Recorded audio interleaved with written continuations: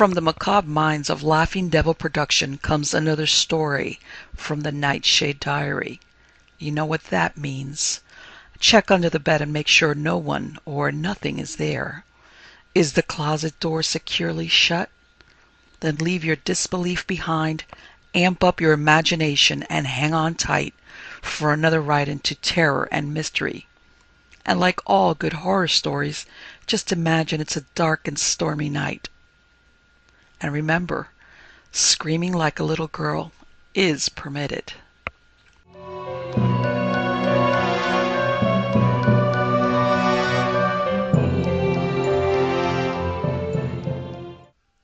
Same Time, Same Place by Mervyn Peake. That night I hated Father. He smelt of cabbage. There was cigarette ash all over his trousers.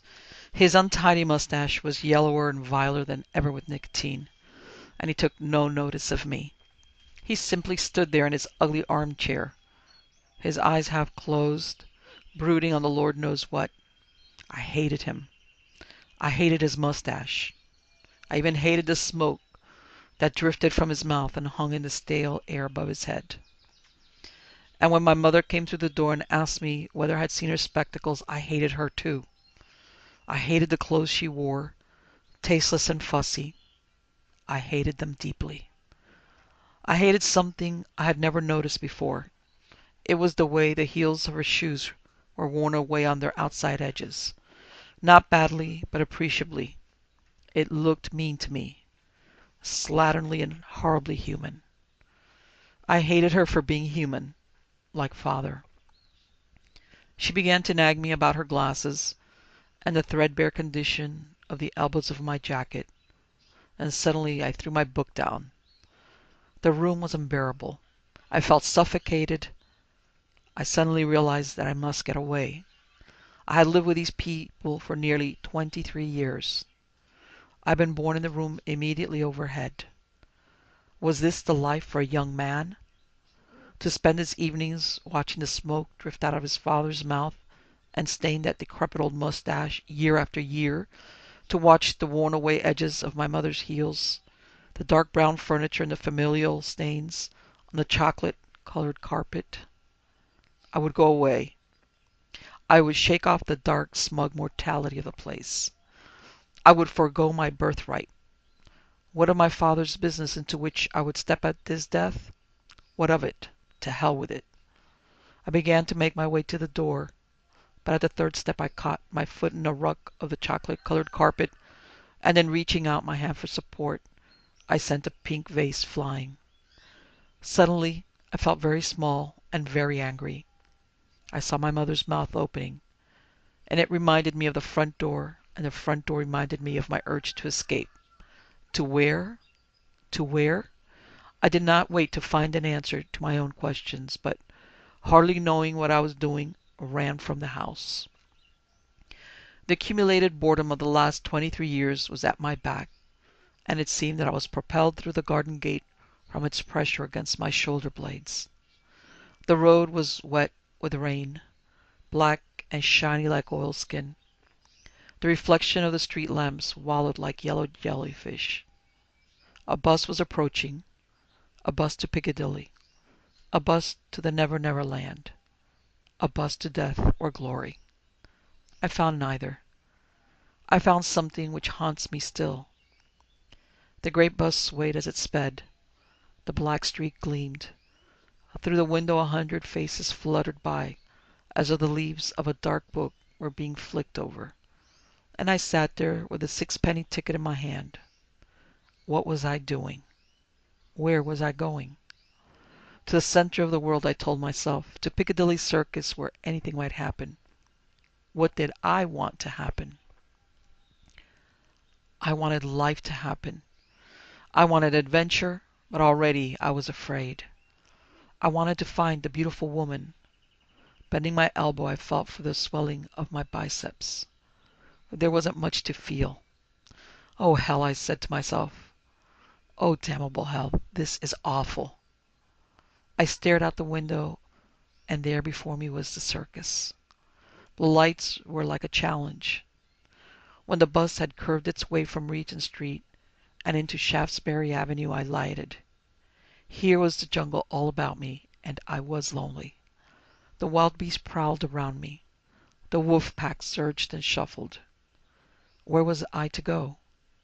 How wonderful it would have been to have known of some apartment, dimly lighted, of a door that opened to the secret knock, 3 short ones and 1 long one, where Strawberry Blonde was waiting, or perhaps, better still, some wise old lady with a cup of tea, an old lady august and hallowed, and whose heels were not worn down on their outside edges.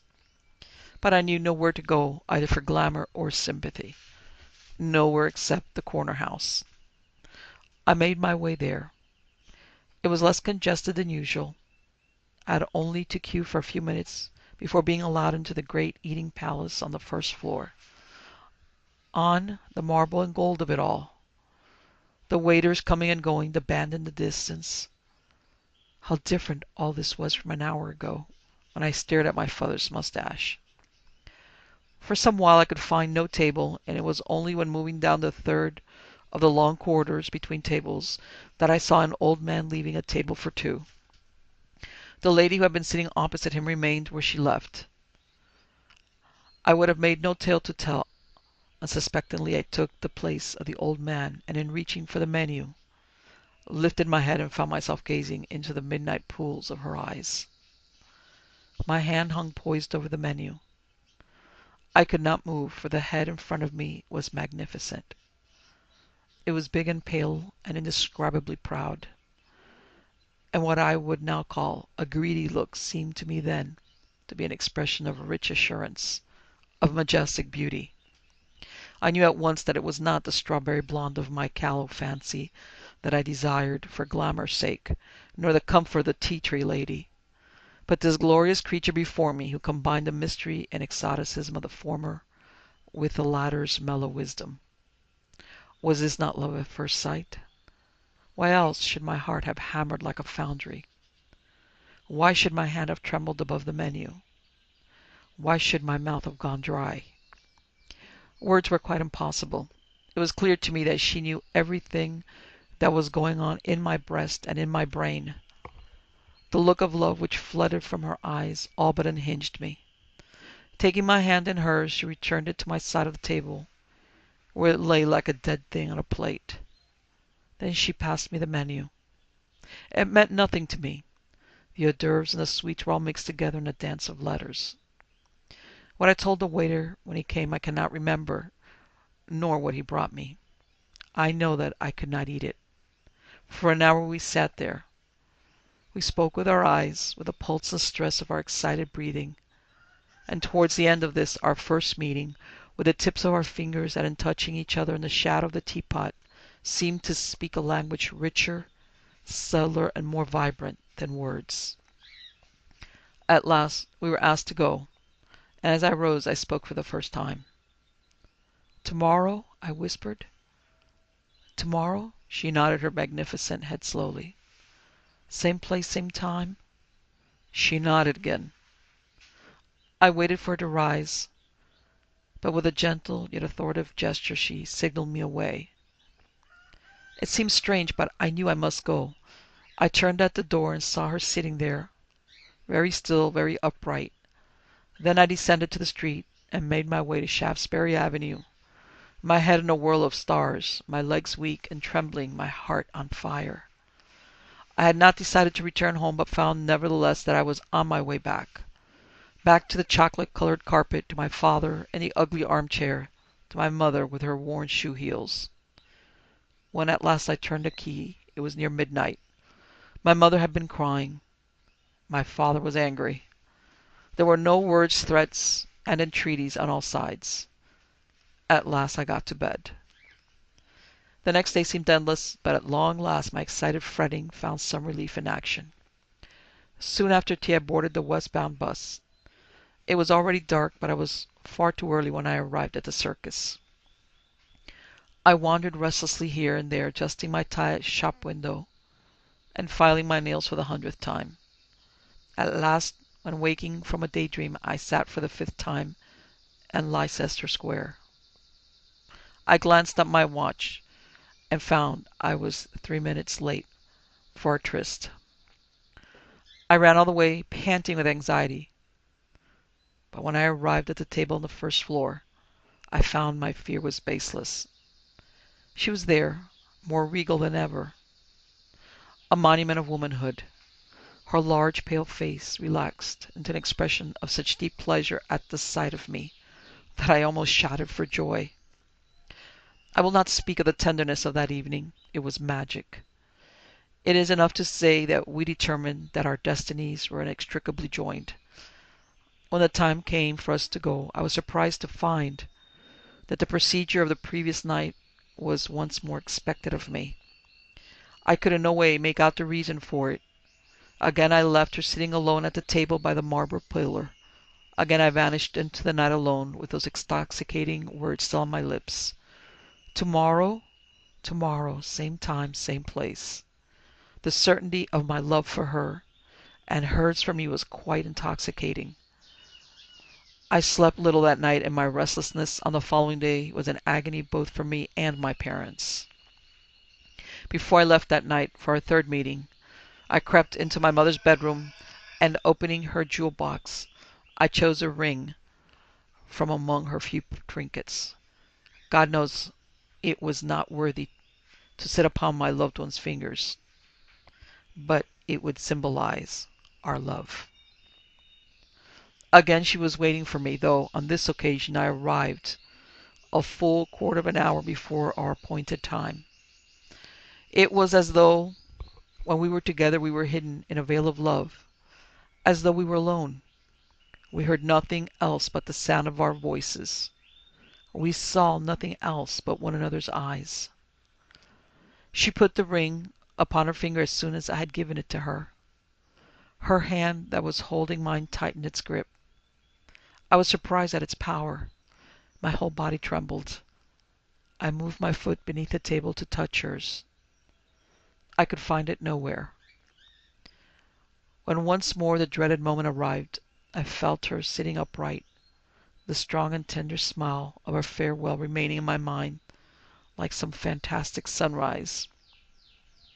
For 8 days we met thus, and parted thus, and with every meeting we knew more firmly than ever that whatever the difficulties that would result, whatever the forces against us, yet it was now that we must marry, now while the magic was upon us. On the 8th evening it was all decided. She knew that for my part it must be a secret wedding. My parents would never countenance so rapid an arrangement. She understood perfectly. For her part, she wished a few of her friends to be present at the ceremony. I have a few colleagues, she had said. I did not know what she meant, but her instructions as to where we should meet on the following afternoon put the remark out of my mind. There was a registry office in Cambridge Circus, she told me, on the first floor of a certain building. I was to be there at 4 o'clock. She would arrange everything. Oh, my love, she had murmured, shaking her large head slowly from side to side. How can I wait until then? And with a smile unutterably bewitching, she gestured for me to go, for the great Memorial Hall was all but empty.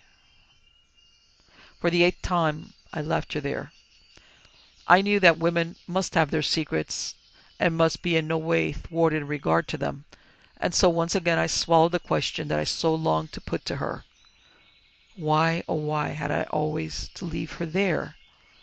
And why, when I arrived to meet her, she was always there to meet me? On the following day, after a careful search, I found the gold ring in a box in my father's dressing room. Soon after 3, having brushed my hair until it shone like sealskin, I set forth with a flower in my buttonhole and a suitcase of belongings. It was a beautiful day with no wind and a clear sky. The bus fled on like a fabulous beast, bearing me with it to a magic land. But alas, as we approached Mayfair we were held up more than once for long stretches of time. I began to get restless. By the time the bus had reached Shaftesbury Avenue, I had but 3 minutes in which to reach the office. It seemed strange that when the sunlight shone in sympathy with my marriage, the traffic should choose to frustrate me. I was on the top of the bus, and having been given a very clear description of the building, was able, as we rounded at last into Cambridge Circus, to recognize it at once. When we came alongside my destination, the traffic was held up again, and I was offered the perfect opportunity of disembarking immediately beneath the building.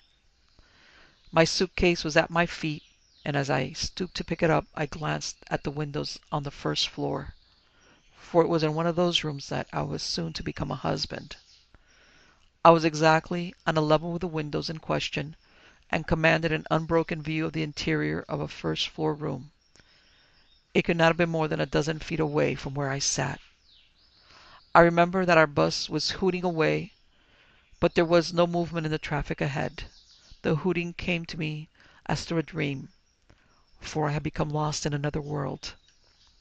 My hand was clenched upon the handle of the suitcase. Through my eyes and into my brain an image was pouring. The image of the first-floor room.